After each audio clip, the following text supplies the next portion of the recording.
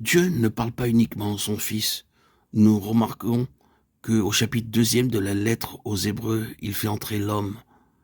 Et cette lettre a un message merveilleux pour l'homme. Tout ce que Dieu a mis en son Fils est pour l'homme. Dieu parle dans cette lettre de l'œuvre parfaite de Christ, de l'œuvre qu'il a accomplie pour l'homme. Il y a ici une chose à laquelle vous et moi, nous devons nous arrêter. Personnellement, je suis continuellement ramené à ceci. Je n'ai pas encore appris à croire à ce en quoi je crois. Je crois en l'œuvre accomplie de Christ, et cependant je suis parfois aussi misérable à mon sujet qu'un homme peut l'être. Je me trouve souvent prêt à tout abandonner à cause de la nature misérable qui est la mienne. S'il y a dans ce monde quelque chose qui me pousserait à abandonner le ministère chrétien, c'est moi-même.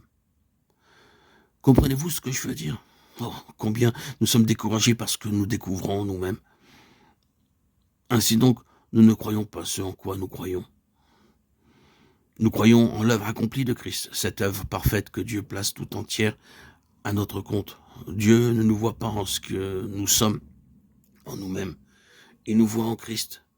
Ce n'est pas nous qu'il voit, il voit Christ en nous. Nous ne croyons pas en cela. Si nous nous croyons réellement, nous serions délivrés de nous-mêmes et serions en effet des chrétiens triomphants. Cela ne signifie pas naturellement que nous devons nous conduire n'importe comment. Nous pouvons commettre des fautes en parole ou en acte, mais pour chaque chrétien, il y a un refuge, un siège propitiatoire. Il n'a plus besoin d'être établi, il est là, sous le sang précieux. Ce sang n'a plus besoin d'être répandu, il est répandu. Il y a un souverain sacrificateur qui fait intercession pour nous. Tout ce dont nous avons besoin est là, l'œuvre est achevée parfaite. Oh, nous les chrétiens, nous devons croire en ce que nous croyons.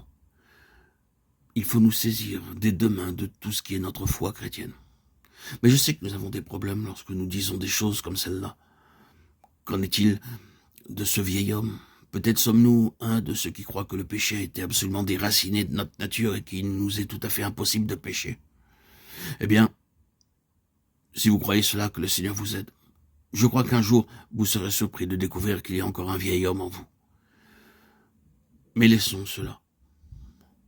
La plupart d'entre nous, nous savons qu'il y a en nous deux natures. Il y a l'homme nouveau et il y a le vieil homme.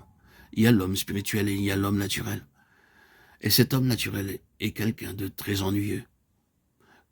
Qu'en est-il de lui à l'égard de cette œuvre parfaite?